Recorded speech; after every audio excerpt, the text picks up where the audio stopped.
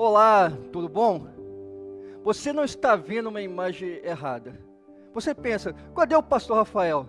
Poxa, a gente teve que dar uma folguinha para o homem, ele está trabalhando muito, tem trabalhado muito, ele, pastor Maico. Então eu estou aqui com você para trazer uma mensagem para que possa abençoar o seu coração. Você possa olhar ali na sua tela e falar o seguinte, poxa, mas o Prainha engordou. Na verdade eu não engordei. É que a televisão deixa a gente um pouco mais gordinho. Então, fique tranquilo, eu continuo magrinho e bonito. Nesse dia, nós gostaríamos de falar algo da parte de Deus para a vida de vocês. Gostaríamos de trabalhar o tema oportunidades, que está lá em Lucas capítulo 23, versículo de 33 a 34, mas também vamos utilizar Marcos 15, 22 a 32. Gostaria que você abrisse sua Bíblia, primeiramente, em Lucas 23, a partir do versículo 33. Vamos entender o que está acontecendo aqui nesse momento. Jesus Cristo já passou pelos 3 anos dele de ministério público. Jesus Cristo fez grandes milagres, Jesus Cristo transformou várias pessoas começaram já a seguir a Jesus Cristo, porque estavam acreditando realmente que Ele era o Cristo, o enviado de Deus. Então, durante esses 3 anos, muitas pessoas ouviram muito falar sobre a fama de Jesus. Chegando perto da Páscoa, Jesus Cristo foi traído, Jesus Cristo foi preso, Jesus Cristo foi torturado, e então Jesus Cristo foi condenado à morte de cruz. Quando Jesus Cristo então estava ali sendo crucificado, a Bíblia nos fala que existiu 2 ladrões que foram crucificados com Jesus, um no seu lado direito e outro do seu lado esquerdo. Segundo a tradição, o nome de um era Dimas e o nome de outro era Gestas. Nós não sabemos muitas coisas mais sobre esses 2 ladrões, mas nós podemos saber o seguinte, que eles eram extremamente perigosos, por conta de terem recebido como pena a morte de cruz, que era destinada aos piores malfeitores da época. Então, lendo essa passagem, nós queremos demonstrar algumas coisas, algumas curiosidades diante de Deus para a sua vida, que diz o seguinte, Lucas 23, versículo 33 ao 38, diz o seguinte, quando chegaram ao lugar chamado Calvário, ali o crucificaram, bem aos malfeitores, um à direita e outro à esquerda. Contudo, Jesus dizia, Pai, perdoe-lhe, porque não sabe o que fazem. Então, repartindo suas vestes dele, lançaram sorte. O povo estava ali, e tudo observava também as autoridades, zombavam e diziam, salvou os outros, e a si mesmo se salve, se é de fato o Cristo de Deus, o escolhido. E igualmente, os soldados escarneciam e aproximando-se, trouxeram-lhe vinagre, dizendo, se tu és o rei dos judeus, salva-se a ti mesmo. Também sobre ele estava escrito a epístrafe, em letras gregas, romanas e hebraicas, este é o rei dos judeus. Quando nós paramos aí no versículo 38, e a gente vai para o versículo 39, há uma lacuna de fatos importantes que Lucas não revelou, que Lucas não descreveu. E eu quero colocar na ordem cronológica mais fiel possível.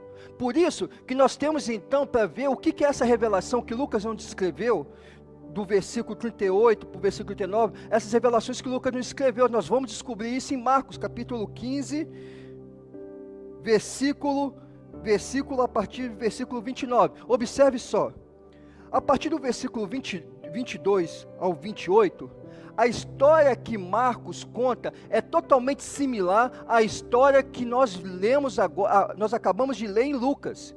Alguns colocando alguns fatos mais importantes, outros colocando ênfase em mais outras coisas, mas o texto é totalmente idêntico. Agora, no versículo 29 ao versículo 32, nós vamos ver aquela lacuna que faltava no livro de Lucas, na ordem cronológica dos fatos. Observe só que parte interessante e fiel e muito emocionante para a nossa vida cristã. Observe só.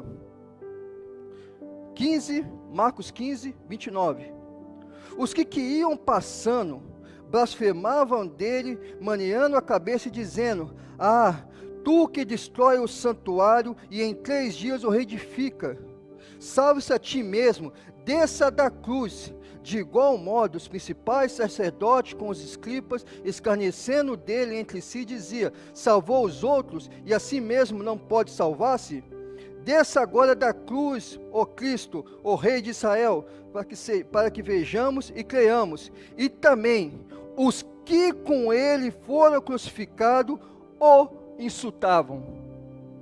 Observe só, a Bíblia ela nos afirma que não só simplesmente um dos ladrões blasfemavam e insultavam Jesus, mas os dois que estavam crucificados, os dois blasfemavam e insultavam Jesus, os 2 ladrões. O que eles queriam fazer? Nós não sabemos com isso.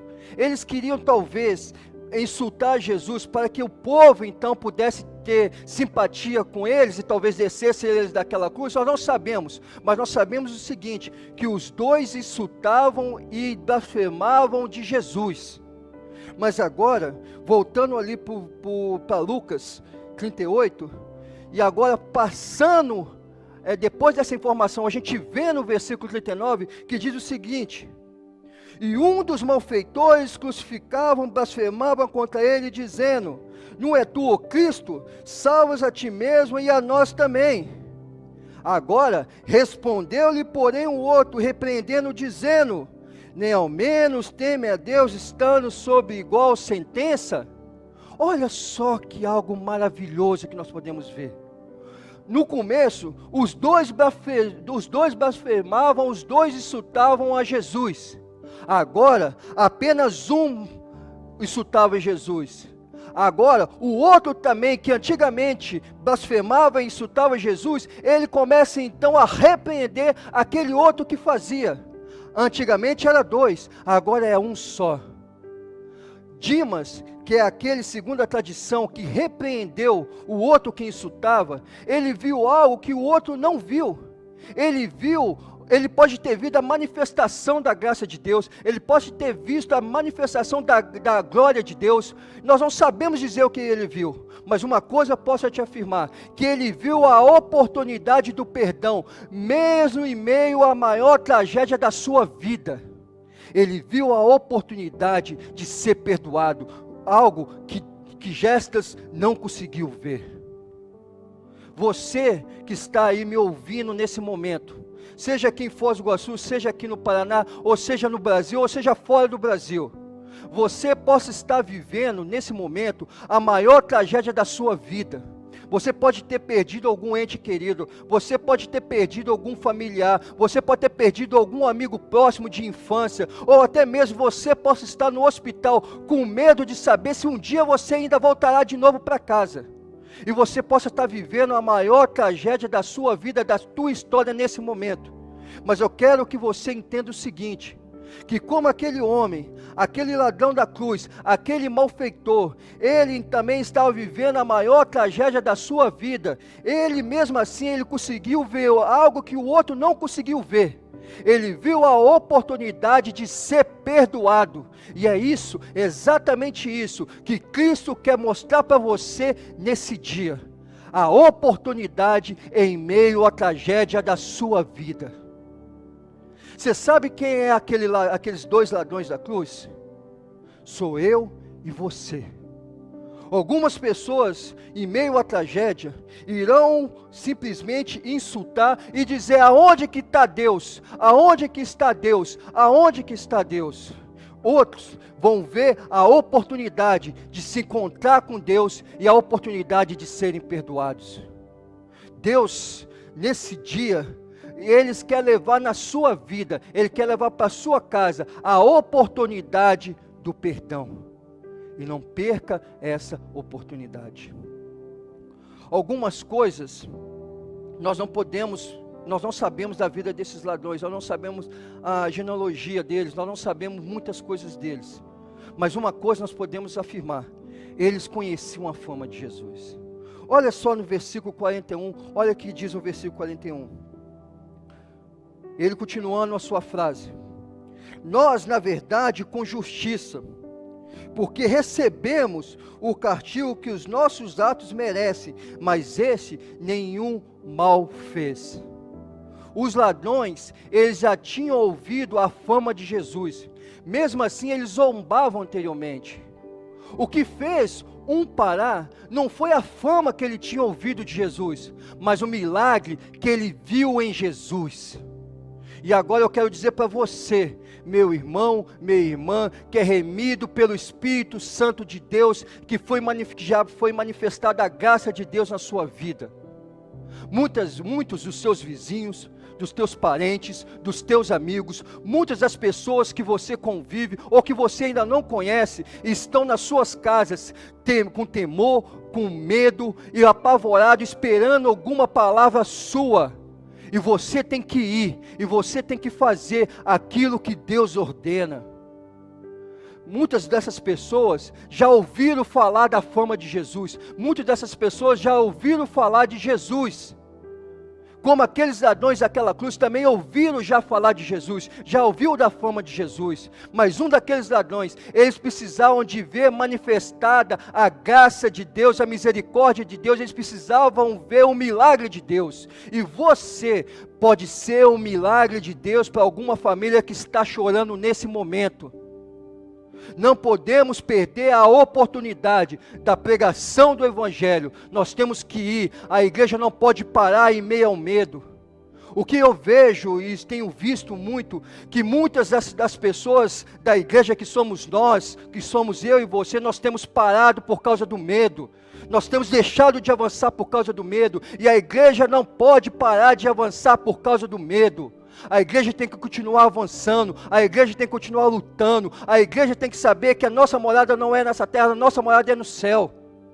1 João capítulo 4, versículo 18, diz o seguinte, que o perfeito amor lança fora todo o medo. E nesse mesmo versículo ele vai dizer que o medo, ele produz uma coisa, o tormento. Não vamos confundir também, lançar fora o medo, com sermos imprudentes. Nós temos sim que sair, nós temos que visitar, nós temos que pregar o amor de Cristo no meio da crise, porque as pessoas estão morrendo, elas estão clamando por ajuda. Mas nós temos que sim levar o álcool em gel, nós temos que sim usar máscara, nós temos que sim manter o distanciamento mais possível daquelas pessoas, mas nós não podemos deixar de ir. Se você tem mais de 60 anos, se você tem uma doença crônica, então fique separado em casa, porque quando tudo isso acabar, nós precisamos de você com vida e com saúde, para que você possa nos ajudar na pregação do Evangelho. Mas você que não se enquadra nessas pessoas, saia e pregue o Evangelho às pessoas que estão ao seu redor, porque elas estão morrendo. Jesus Cristo, em determinado momento na sua vida, quando os discípulos de Jesus Cristo, a colheita faltava muito tempo ainda para ser feita naquela época. Jesus Cristo então, em João capítulo 4, versículo 35, ele diz o seguinte, erguei os olhos e vede os campos, pois já branquejam para a ceifa, já estão brancos para a ceifa, já estão brancos para a colheita. A colheita não vai ser depois, a colheita é hoje, a colheita é agora, a colheita é hoje na vida dos seus familiares, a colheita é hoje na vida dos teus vizinhos. Nós não podemos perder as oportunidades dadas por Deus, nós não podemos perder a oportunidade de pregarmos, seja em termo oportuno ou importuno, mas o importante é que a igreja não pode parar, a igreja tem que continuar avançando em busca do reino de Deus. Meus irmãos, nós não podemos deixar que o medo nos pare. Muitas vezes nós lemos Hebreus capítulo 11, quando nós vimos aqueles heróis da fé, dizendo que muitas daquelas pessoas passaram por tantos perigos, mas eles não permitiram que o Evangelho deixasse de ser pregado. E hoje nós precisamos pregar o Evangelho, amanhã nós precisamos pregar o Evangelho. Deus nos dado a graça através dessa igreja, que tem nos abençoado, que eu, Cláudia e Tati, que estamos mais saídos para fazer o evangelismo de rua, para sair, para atender as famílias, a qual essa igreja nos deu a oportunidade de atender mais de 67 famílias com cesta básica ou com alimentação a respeito de leite. Nós já realizamos mais de 44 cultos nos lares de pessoas não crentes, estamos ainda continuando fazendo o discipulado de muitas delas, fazendo cultos nos lares, fazendo pregações nos lares, fazendo campanhas nos lares daquelas famílias. Sabe por quê? Porque elas estão clamando ajuda, elas precisam de ajuda. O tempo que eu conheço essa igreja, eu nunca vi essa igreja avançar tanto como tem avançado nesse tempo de pandemia. Nós vamos ver aqui, de segunda a sexta, tem a Trilha da Graça, a qual o pastor Rafael vem pregando, levando a mensagem de Deus poderosamente para a vida das pessoas. Ontem mesmo eu estava fazendo uma corrida e um rapaz me abordou e disse o seguinte: olha, eu estou ouvindo a Trilha da Graça e Deus tem abençoado muito a minha vida, porque dias atrás o teu pastor pregou sobre a ansiedade e era aquilo que eu precisava ouvir, eu precisava ser transformado sobre aquilo. Então a igreja tem pregado como nunca, os jovens através da vida do pastor Maico têm feito mensagens maravilhosas, mensagens curtas, de que muitas vezes a gente pega aquelas mensagens e mostra para as pessoas na rua e as pessoas têm sido edificadas. Os cultos ao sábado dos jovens, a Amanda através do Ministério Infantil, que tem feito um trabalho brilhante, tem feito um trabalho tão grande diante de Deus, com os cultos, com a Jéssica, com os cultos, com o Lucas, com os cultos, tem feito trabalhos maravilhosos. A Morgana tem feito o EBD para as crianças de 0 a 5 anos, os juniores, os meninos de 6 a 12 anos têm recebido a EBD online, a qual eles sentam e conseguem então ali ter o diálogo com o professor, tirando as suas dúvidas. A igreja tem avançado, a Amanda tem mandado desafios para o grupo das crianças, a qual tem edificado o coração da vida delas, tem pregado o evangelho da vida delas. Então a igreja tem avançado, mas eu e você precisamos continuar esse avanço. Nós não podemos permitir que o medo nos pare, e nós temos que ir, e nós temos que proclamar o evangelho de Cristo. Um grande autor que eu gosto muito, C.S. Lewis, que viveu em 1939 e morreu em 1963, e ele escreveu um livro chamado Cartas do Diabo ao Seu Aprendiz, na qual ele estava ali na figura, ele estava o diabo ensinando um diabinho, como que deveria fazer que as pessoas pudessem tirar o foco da vida eterna e ir para o inferno. E nesse livro, na qual eu vou ler um trecho, observe o que C.S. Lewis disse no seu livro. Diz o seguinte: o aprendiz disse a seguinte palavra: e como você, diabo, conseguiu levar tantas almas para o inferno na época? O diabo respondeu: por causa do medo. Ah, sim, excelente estratégia, velha e sempre atual. Mas o que eles estavam com medo? Medo de ser torturados? Medo da guerra, da fome? Não, medo de ficar doente. Mas ninguém ficou doente naquele momento? Sim, eles ficaram doentes. Mas ninguém morreu? Sim, eles morreram. Mas não havia cura para a doença? Sim, teve. Então eu não entendo. E o diabo então explicou: como ninguém mais acreditou e ensinou sobre a vida eterna e a morte eterna, eles pensaram que tinham apenas aquela vida e se apegaram a ela com toda a força, mesmo que custasse o seu carinho. Eles não se abraçavam mais, não se cumprimentavam mais, não tinham contato humano por dias e dias. Sobre o dinheiro, perderam o emprego, gastaram toda a poupança e ainda pensavam que tinham sorte de ser impedidos de ganhar o pão. A inteligência deles nem se fala. Um dia a imprensa disse uma coisa, no dia seguinte ela se contradizia, e ainda assim eles acreditavam em tudo. A liberdade deles, eles não saíram de casa, não andavam, não visitavam seus parentes. Foi um grande campo de concentração para prisioneiros voluntários, concluiu o diabo. Eles aceitaram tudo, desde que pudesse passar por suas vidas miseráveis mais um dia. Eles não tinham a menor ideia de que ele, fazendo uma referência a Deus, e somente ele quem dá a vida e a termina. Era assim, tão fácil como nunca foram. Nós não podemos permitir que o medo nos impeça de prosseguir. Aquele ladrão da cruz viu a oportunidade dada por Deus. E hoje, como servos de Deus, nós temos que ver a oportunidade que Deus nos dá de estar com as nossas famílias. Por muitos anos, nós como pais, terceirizamos a obrigação do ensino religioso dos nossos filhos à igreja. E então aqueles meninos iam para a igreja como um clube social, e nós então na igreja, eles descobriram todos os dogmas e fizeram todos os dogmas bonitinhos, aparentemente totalmente perfeitos. Eles não usavam roupas decentes, não pode usar brinco, não pode fazer tatuagem, não pode usar aquilo, não pode usar aquilo, ou seja, nós colocamos eles como os dogmas. Mas eles não tiveram a intimidade. Você sabe por quê? Porque para uma criança, a intimidade, ela descobre a intimidade com Deus na vida familiar, porque para uma criança, o senso de verdade absoluta se chama pai e mãe, e se esse pai e mãe não buscam a intimidade com Deus, e não buscam então dar essa intimidade para o seu filho, ele pode vir na igreja como um clube social e receber todos os dogmas, mas aí quando ele crescer, não há diferença nenhuma de ele fazer a igreja como clube social, ou se ele fizer um bar como clube social, não há diferença nenhuma, sabe por quê? Porque ele não aprendeu a ter intimidade com Deus na sua infância, a respeito, dentro do seu lar, na sua casa. Então, muito mais do que terceirizar a obrigação da religião, a obrigação do senso de Deus, de ter intimidade com Deus para a igreja, a criança tem que aprender isso em casa.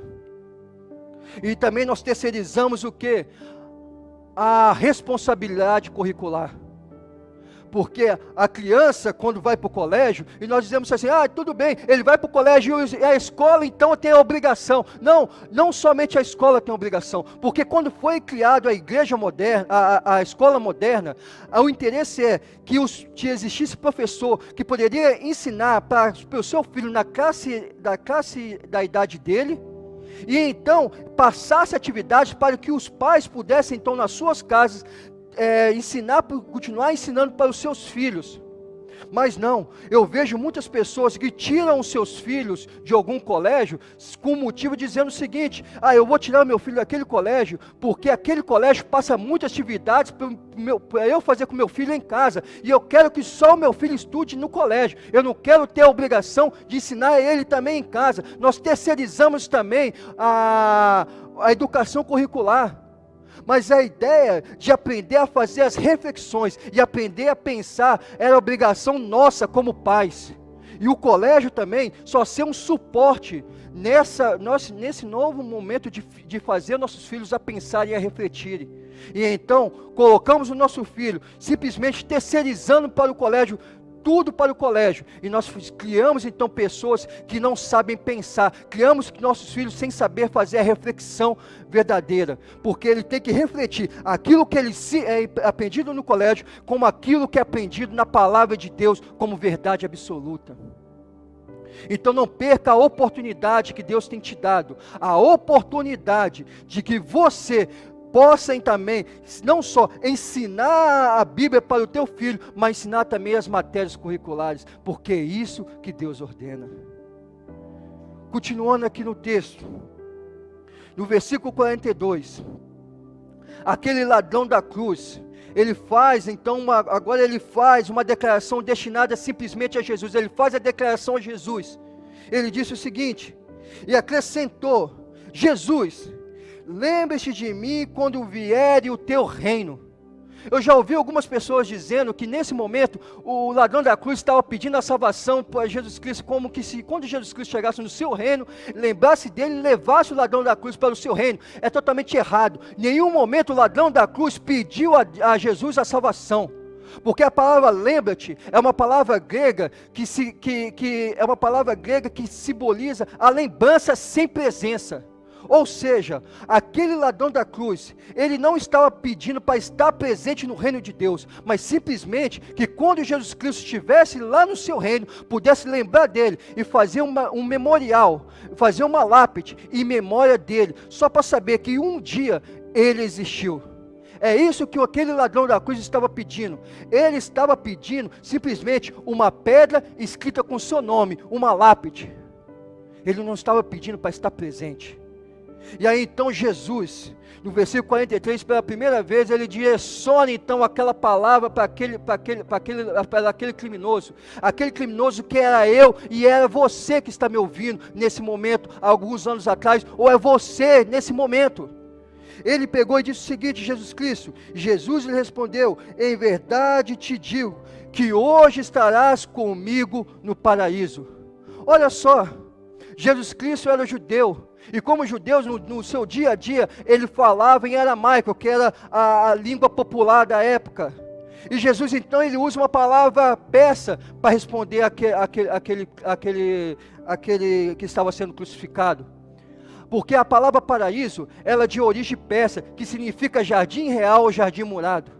Em outras palavras, o que Jesus Cristo disse para aquele homem foi o seguinte: eu não vou colocar uma lápide, uma pedra escrita no teu nome lá no meu reino, porque você está reconhecendo que eu sou rei. Mas o seguinte, quando eu estiver no meu reino, você vai andar comigo no paraíso. O que isso significa? Antigamente os reis persas, eles tinham o seu jardim real, que todo dia no final da tarde, eles caminhavam pelo seu jardim real, e aquelas pessoas que tinham intimidade com Deus e que eram convidados pelo rei, que tinham intimidade com o rei e que eram convidados pelo rei, eles também andavam no jardim real juntamente com o rei, num jardim murado, onde que só poderia entrar o rei e os seus convidados. Então, Jesus Cristo virou para aquele homem e disse: você está certo, eu sou um rei, e o meu reino não é desse mundo. Mas eu quero dizer para você, que eu não terei lá no meu reino, uma pedra escrita o teu nome. Mas hoje mesmo, você vai ser convidado por mim, para que você possa andar no meu jardim real. Aquele homem, por mais que ele via a desgraça da sua vida acontecer naquele momento, ele pôde então, pela oportunidade da sua visão, andar no jardim real de Deus naquele dia. E é isso também pode acontecer com você nesse momento. E para encerrar a minha mensagem aqui nesse dia, eu quero contar uma história. E com essa história eu vou terminar. Existiu um homem muito tempo atrás que era conhecido como Robin Hood, a qual ele roubava dos ricos e dava aos pobres, e também se enriqueceu muito com a riqueza dos ricos. O Robin Hood, ele foi um homem muito procurado pelo império, e o imperador queria prender aquele homem de qualquer jeito. Um dia os guardas reais conseguiram prender aquele homem, e então, quando ele foi preso, ele foi colocado no calabouço, lá e preso. Saiu então dias depois a sentença daquele homem. Aquele homem seria morto, ele seria enforcado. Quando as pessoas descobriram que ele seria morto, o imperador então começou a receber muitas cartas pedindo para que o imperador pudesse perdoar os seus crimes. E por causa de várias daquelas cartas que ele recebeu, então o imperador disse o seguinte: olha, eu vou perdoar esse rapaz, mas antes eu preciso saber quem ele é. Eu preciso conversar com ele, mas eu não quero que ele saiba quem eu sou. Então o imperador se vestiu de pastor, colocou a carta de perdão pelos seus crimes dentro da Bíblia e foi até aquele calabouço conversar com Robin Hood. Robin Hood, identificando aquele homem como pastor, disse o seguinte: eu não quero falar com você, eu não quero falar com você, eu não quero falar com você. E aquele então pastor que era o imperador disse o seguinte: eu tenho algo muito importante para falar com você. Ele falou assim: eu não quero ouvir. Ele falou assim: eu tenho uma grande oportunidade para você, eu não quero ouvir nenhuma oportunidade que venha de você. E então aquele imperador foi embora. Alguns minutos depois, os guardas reais desceram aquele calabouço e disse: Robin Hood, você perdeu uma grande oportunidade. Robin Hood disse: perdi, que oportunidade que eu perdi? Não entendendo nada. E aqueles guardas então disseram o seguinte: Robin Hood, aquele homem que veio aqui vestido de pastor, na verdade, ele era o imperador. Ele queria te conhecer. E dentro da Bíblia existia a carta, a sua carta de soltura, a sua carta de perdão pelos seus crimes. Então, dias se passaram, chegou o dia da morte de Robin Hood, da sentença. Então, quando aquele imperador disse o seguinte: Robin Hood, qual que são as suas últimas palavras? E as pessoas pegaram e falaram o seguinte: ele vai querer começar uma revolução, vai dar uma palavra de começar a revolução. Nada disso. Robin Hood virou para aquele povo e disse o seguinte: eu quero que todos vocês saibam de seguinte: eu estou sendo morto hoje, não por causa dos crimes que eu cometi, mas por causa da oportunidade do perdão que eu não ouvi. E isso também acontece com as nossas vidas. Porque aqueles criminosos da cruz, era eu e é você. Alguns vão ver a grande oportunidade meio à tragédia e não vão perdê-las. Outros vão perdê-las. Mas Deus não vai condenar você pelo crime que você cometeu, mas vai condenar você pela oportunidade do perdão que você não quis ouvir. E assim, nós terminamos essa mensagem dizendo que para você entregar a sua vida ao Senhor Jesus, entrega a sua vida, entre em contato com a nossa igreja, e se você mora aqui em Foz, nós vamos pessoalmente conhecer você e conversar com você. E se você mora em outros lugares, nós vamos mandar um pastor sério, um pastor de Deus, para que possa conversar com você também. Mas entre em contato conosco, e que Deus abençoe a sua vida, e que a glória de Deus possa estar no seu lar. Que Deus abençoe a todos. Amém.